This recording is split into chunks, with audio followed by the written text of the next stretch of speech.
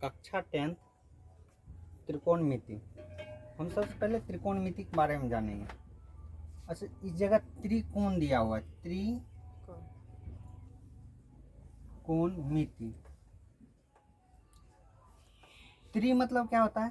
तीन। कोण मतलब कोना होगा। अब मिति मतलब होता है मापना। हम यह कह सकते हैं त्रिकोणमिति मतलब कह सकते हैं ये कि तीन कोण को मापना ही त्रिकोणमिति कहलाता है ना। तीन कोण। अच्छा, तीन कोण किस में मापेंगे? तो त्रिभुज मापेंगे, वो भी त्रिभुज होना चाहिए समकोण। तो समकोण त्रिभुज हम जानते हैं कि उसका एक कोण कितना डिग्री का होता है? 90 डिग्री का। उसी को समकोण त्रिभुज कहते हैं। तो समकोण त्रिभुज अर्थात जहाँ पर एल आकार का आकृति दिखे और वह बंद हो तो उसको हम समकोण त्रिभुज कह सकते हैं। ये समकोण त्रिभुज है, एल आकार का है। देखिए आप कैसे एल आकार दिखाई दे रहा है। जहाँ पे भी एल आकार का आकृति हो, ठीक है, तो लगभग समकोण त्रिभुज हो जाएगा वो। जैसे ये समकोण त्रिभुज है, ये समकोण त्रिभुज है, नहीं है इधर से यहाँ पर ये समकोण त्रिभुज है,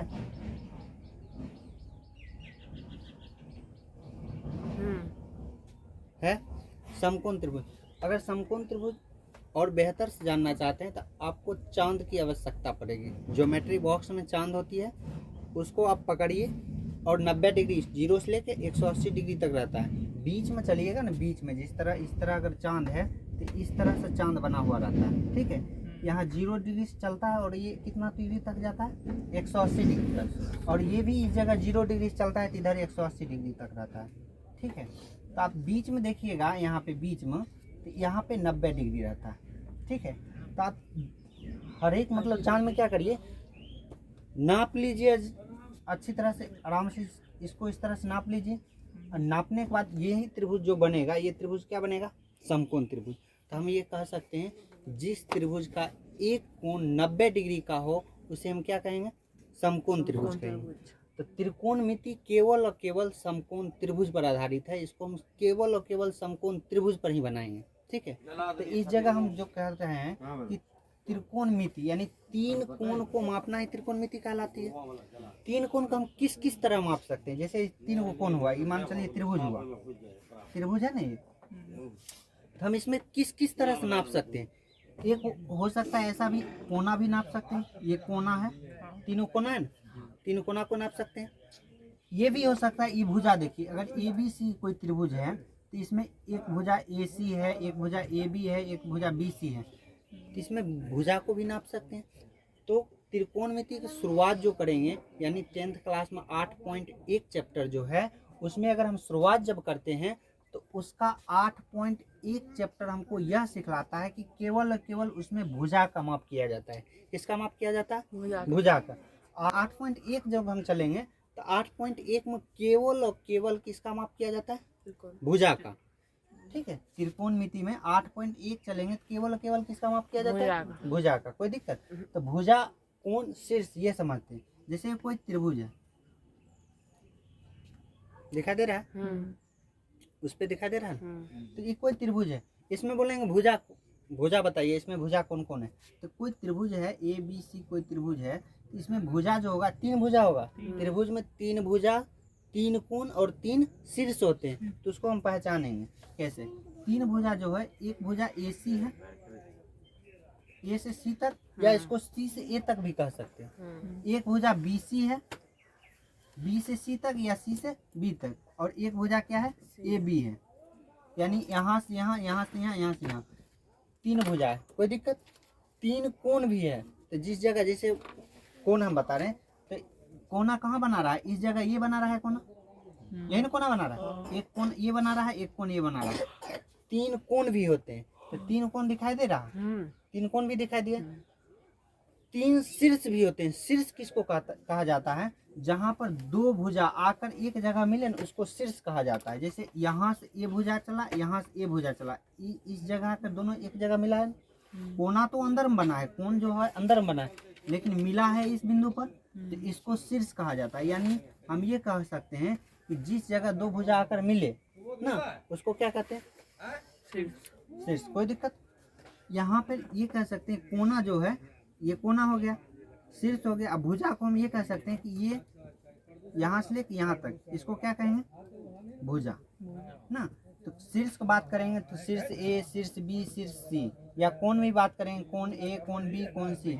अब भुजा की बात करेंगे तो ए सी भुजा है, बी सी भुजा है, ए भी भुजा है। कोई दिक्कत? इस त्रिभुज में, त्रिभुज को पहचानने में कोई दिक्कत? कोण, भुजा, शीर्ष पहचानने में कोई दिक्कत? त्रिभुज में कितनी भुजा होते हैं? तीन। त्रिकोणमिति में हम केवल और केवल किस त्रिभुज पर बात करेंगे? समकोण त्रिभुज पर। केवल किस त्रिभुज पर बात करेंगे? समकोण त्रिभुज। समकोण त्रिभुज के अलावा इसमें कोई भी अलग त्रिभुज का उपयोग नहीं है। अब चलते हैं। अब क्या है, समकोण त्रिभुज की बात की तो समकोण त्रिभुज में हम पहचानना है कि तीनों भुजा का नाम क्या है। समकोण त्रिभुज हम यह जानेंगे कि समकोण त्रिभुज के तीनों भुजा का नाम क्या क्या है। ठीक है, जैसे ये कोई त्रिभुज है, समकोण त्रिभुज है, इसका ये कोण तो 90 डिग्री है। ठीक है, इसको नाम धर लेते हैं कोई। समकोण के सामने वाली भुजा कर्ण होती है। ये समकोण है ना, इसके सामने वाली भुजा क्या होती है? कर्ण। इसको हम कर्ण नाम से जानते हैं। क्या नाम से जानते हैं? कर्ण। ठीक है, या ये भी कह सकते हैं सबसे बड़ी भुजा को क्या कहते हैं? कर्ण कहते हैं ना।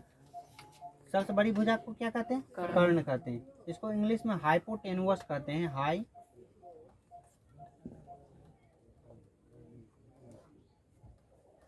हाइपोटेनुअस कहते हैं। कोई दिक्कत? ध्यान रहना, समकोण के सामने वाली भुजा को कर्ण कहते हैं, या ये कह सकते हैं, या इस तरह अगर हमको नहीं पहचान में आ रहा है तो सबसे बड़ी भुजा आकृति में जो दिखे, सबसे बड़ी भुजा, उसको क्या कहेंगे? कर्ण कहेंगे। लेकिन मूल रूप से यह कह सकते हैं, यानी ओरिजिनल नाम से उसका यह कह सकते हैं कि समकोण को सामने वाली भुजा को क्या कहेंगे? समकोण को जो सामने रहेगा, तो देखिए इस जगह ये समकोण है, इसको सामने वाली भुजा को क्या कहेंगे? कर्ण। इसके सामने वाली भुजा यही ना, कर्ण कहेंगे। कोई दिक्कत? अब देखिए, लेटे हुए जो भुजा रहेगा, यानी लेटा हुआ, उसको हम आधार कहते हैं। क्या कहते हैं? आधार। यानी ये भुजा जो है इसको आधार कहेंगे। कोई दिक्कत? इसको कहा जाता है इंग्लिश में बेस। क्या कहा जाता है? बेस कहा जाता है। कोई दिक्कत? इसको बेस, हाइपोटेनुअस। और एक बच्चा, इसका नाम है लंब। इसका नाम क्या है? लंब। इसको अंग्रेजी में परपेंडिकुलर कहा जाता है।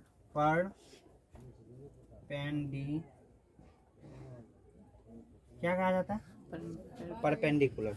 कोई दिक्कत? इसको लंब, इसको कर्ण, इसको आधार। इसको एस से सूचित किया जाता है, इसको बी से, इसको पी से। ठीक है, तो इस तरह से लंब और आधार आपस में ना मतलब चेंज होता रहता है, समय देख कर चेंज हो जाता है। लेकिन कर्ण जो है एक जगह स्थगित रहता है, ये कभी चेंज नहीं होता।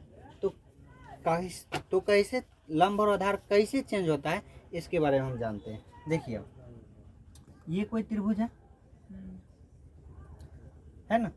हम बोले समकोण के सामने वाली भुजा क्या कहते हैं? कर्ण। तो ये भुजा क्या हो जाएगा? कर्ण हो जाएगा। कोई दिक्कत? ये क्या हो जाएगा? कर्ण। और ये क्या हो जाएगा? आधार। और ये क्या हो जाएगा? लंब। समझने में जरा सा भी दिक्कत? अब एक चीज देखिए, हम बोले हैं कि इसको किससे सूचित किया जाता है? कर्ण को हम एस से सूचित कर सकते हैं, आधार को और लंब को पी। क्यों करते हैं? जैसे आपका नाम भी होगा, आपका नाम जैसे कोई कुणाल है, नंदन है, तो क्या करते हैं, कॉपी में शॉर्ट नेम लिखते हैं। जैसे कुणाल नाम है आपका, कुणाल, तो अंग्रेजी में कुणाल लिखते हैं, KUNAL। तो आप क्या करते हैं, कॉपी में क्या करते हैं, के लिखते हैं, के से कुणाल, के से कुमार। किसी का नाम सुमन है तो क्या करता है, SK लिखता है ना, शौक से। शोभित है, SK लिखता है। निक्की है, NK लिखता है। उसी तरह ना इसका हाइपोटेनुअस है, तो ये क्या करता है, अपना नाम शॉर्ट में लिख लेता है, H शॉर्ट में। इसका नाम बेस है तो शॉर्ट में लिख लेता है, B। इसका नाम परपेंडिकुलर है तो शॉर्ट में क्या करता है, P। अपन शॉर्ट नाम रख लिया, कोई दिक्कत? तो इसी तरह ये नाम रख लिया जाता है। तो इसको देखो, लंब आधार बोले हैं कि आपस में चेंज होता है, वो किस तरह चेंज होता है इसको समझते हैं। जैसे देखिए, ये समकोण त्रिभुज है, कोई समकोण त्रिभुज है ना, तो समकोण त्रिभुज में समकोण के सामने वाली भुजा क्या कहेंगे? कर्ण, यानी एच से डिनोट करेंगे इसको। अगर कोई ABC त्रिभुज है, ठीक है, हम ये बोलेंगे कि बताइए कोण C के लिए लंब कौन है, कोण C के लिए लंब, तो कोण C ये है ना। अब जिसके लिए हम पूछेंगे कोई भी चीज, जैसे तुम्हारे लिए पूछ रहे हैं कि बताइए तुम्हारे पिता का क्या नाम है, तो अपने पिता का नाम बताएगा ना। तो उसी तरह इसके लिए हम बोलेंगे कि बताइए तुम्हारा लंब कौन है, तो ये बताएगा मेरे सामने वाली भुजा क्या होगा, लंब। इसको पता, ये तो हम जानते हैं कि सबसे बड़ी भुजा को कर्ण कहते हैं, लेकिन अगर हम C के लिए पूछेंगे कि बताइए C आपका लंब कौन है, तो इसके सामने वाली भुजा हो जाएगा लंब। कोई दिक्कत? तो ये हो जाएगा लंब। हम जिसके लिए पूछेंगे कि तुम्हारा लंब क्या है, तो वो अपने सामने वाली भुजा को क्या कहेगा, लंब। ये मेरा लंब है, ठीक है, इसको ध्यान रखिएगा। ये लंब हो गया, यानी ये P हो गया, तो ये क्या होगा, B ना। ये H तो एक जगह रहेगा, E कह रहा है मेरा P ये है, तो बचा है सिर्फ और सिर्फ B है ना, तो ये B बन जाएगा। कोई दिक्कत? जैसे फिर ये कोई त्रिभुज है, ये त्रिभुज देखिए, सबसे बड़ी भुजा को हम H कहेंगे, ये तो H है। और कोई CAT त्रिभुज है, हम पूछेंगे क्या, बताइए C आपका लंब कौन है, ये C को पूछेंगे कि आपका लंब कौन है, तो ये क्या कहेगा, मेरे सामने वाली भुजा क्या होगा, लंब होगा। तो इसके सामने वाली भुजा क्या है, ये है AT है, AT है ना, तो AT क्या हो जाएगा, इसका P लंब हो जाएगा। जब ये लंब हो गया, ये H है, तो बचा क्या है, सिर्फ और सिर्फ B, तो ये बेचारा क्या हो जाएगा, B हो जाएगा। कोई दिक्कत? तो आपको 28 नंबर प्रश्न बोर्ड पर दिखाई दे रहा होगा। देखिए क्या कह रहा है, यदि tan थीटा बराबर P बट्टा Q है, तो P sin theta minus Q cos theta, P sin theta plus Q cos theta का मान पूछ रहा है, ठीक है। तो इसको देखिए किस तरह से हल करते हैं। क्या कह रहा है, यदि tan थीटा बराबर P बट्टा क्या है, Q, यही ना, चूंकि tan थीटा बराबर क्या होता है, P बट्टा B, इसको हम इस तरह से लिख सकते हैं, P के सामने P, B के सामने Q है। कोई दिक्कत? तो हमको ज्ञात क्या करना है, P B है, ये है, ज्ञात क्या करना है, समकोण त्रिभुज में ज्ञात क्या करना है, H। क्यों? क्योंकि हम जानते हैं कि त्रिकोणमिति केवल किस पे आधारित है, समकोण त्रिभुज पर। और हम पढ़ रहे हैं अभी 8.1 में हमें त्रिकोणमिति के समकोण त्रिभुज का केवल भुजा का माप करना है, उसमें P B H होता है। तो P है, B है, बचा क्या है, H। तो हमको H ज्ञात करना है, तो H निकालेंगे, H बराबर वाट। कोई दिक्कत? अब H ज्ञात करना है, तो कोई भी भुजा समकोण त्रिभुज में अगर छूट गया है, तो उसको किस विधि से निकाल सकते हैं, या किस मेथड से, किस प्रमेय से निकालेंगे, पाइथागोरस प्रमेय से। एक प्रमेय है जिसका नाम है पाइथागोरस प्रमेय। हम चलेंगे अब पाइथागोरस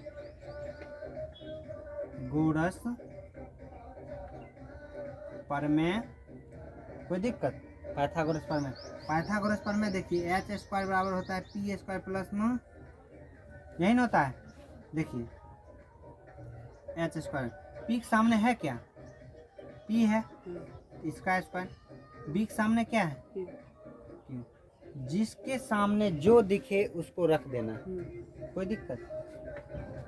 अब देखिए H स्क्वायर बराबर इस जगह हो जाएगा P स्क्वायर, इतना हो जाएगा Q स्क्वायर।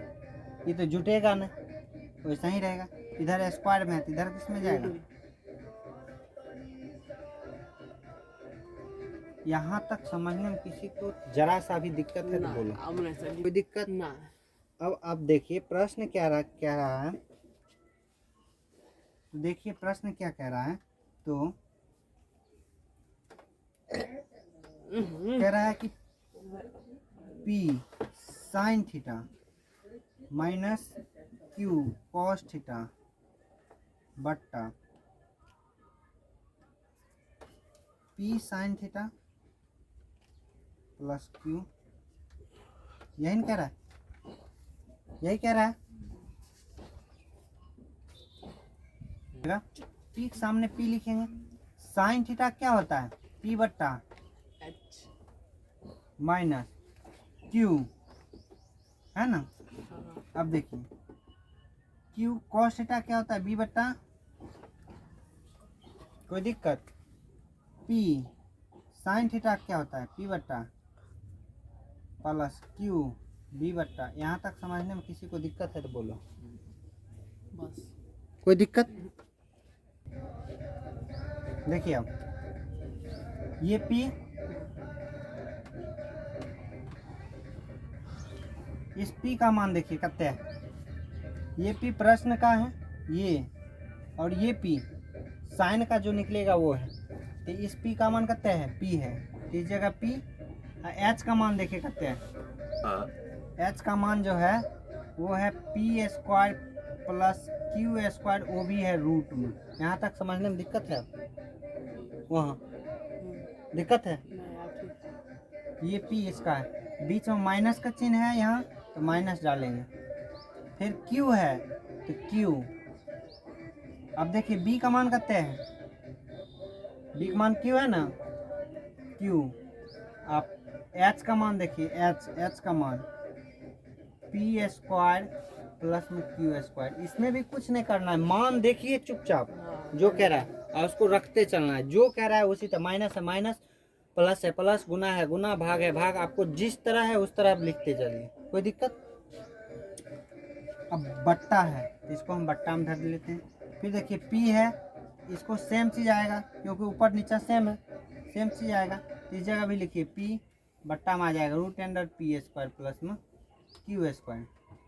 प्लस खाली यहाँ साइन चेंज है, ये माइनस है यहाँ प्लस है, बाकी दोनों सेम चीज़ है। तो इस जगह भी हो जाएगा क्यू गुने क्यू बट्टा में root under P square plus में क्यू स्क्वायर। कोई दिक्कत? यहाँ तक समझने में कोई दिक्कत है? पी को पी से गुना करिएगा, कितना हो गया? पी स्क्वायर बट्टा में हो जाएगा पी स्क्वायर प्लस में क्यू स्क्वायर माइनस ये हो जाएगा क्यू स्क्वायर बट्टा में ये हो जाएगा root under P square plus में क्यू स्क्वायर बट्टा में हो जाएगा पी स्क्वायर, यहाँ पर हो जाएगा root under P square plus में क्यू स्क्वायर, यहाँ प्लस है क्यू स्क्वायर बट्टा में हो जाएगा यहाँ पर पी स्क्वायर प्लस में। यहाँ तक समझने में दिक्कत नहीं होना चाहिए, सेम चीज़ है, खाली हम स्क्वायर कर दें। अब इस दोनों का एलसीएम लीजिएगा, एलसीएम तो सेम ही आएगा, तो सेम आएगा तो यहाँ हम लिख सकते हैं रूट अंडर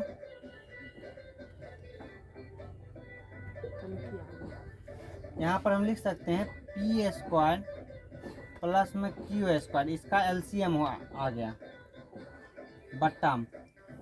इसको पढ़िएगा तो एक के बार में आएगा, तो एक बार आएगा तो इसको हम क्या कह सकते हैं? एक बार में आएगा, एक का पी स्क्वायर से गुना करिए कितना होगा? P square. वही चीज़ यहाँ पर करिएगा तो माइनस है तो माइनस डालिए, यहाँ पर क्यू स्क्वायर हो जाएगा, बट्टा है तो बट्टा। इसको भी उसी तरह करिएगा तो यहाँ हो जाएगा पी स्क्वायर प्लस में क्यू स्क्वायर, ये रूट अंदर है, यहाँ पर हो जाएगा पी स्क्वायर प्लस में क्यू स्क्वायर। पता है आपको बट्टा बट्टा रहता है उसको काट दिया जाता है, यानी हम इसको इस तरह से लिख सकते हैं कि P square minus Q square बट्टा में हो गया आपको रूट अंडर, ठीक है, ये अलग फेज है ये अलग फेज है, पी स्क्वायर प्लस में क्यू स्क्वायर, बट्टा बट्टा उसको क्या करते हैं? पलटते हैं, तो यहाँ पर हो जाएगा, ठीक है, ये इस तरह से इसको लिख सकते हैं root under P square plus में क्यू स्क्वायर बट्टा में हो जाएगा पी स्क्वायर प्लस में क्यू स्क्वायर। यहाँ तक समझने में किसी को कोई दिक्कत नहीं।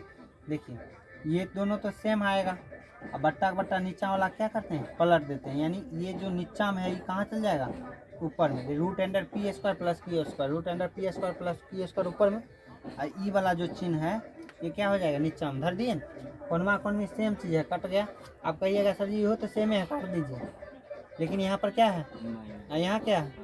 तो कटेगा, इसलिए ये हो जाएगा पी स्क्वायर प्लस में क्यू स्क्वायर बट्टा में, सॉरी माइनस में है, पी स्क्वायर प्लस में क्यू स्क्वायर, यही हो जाएगा इसका राइट आंसर। ठीक है।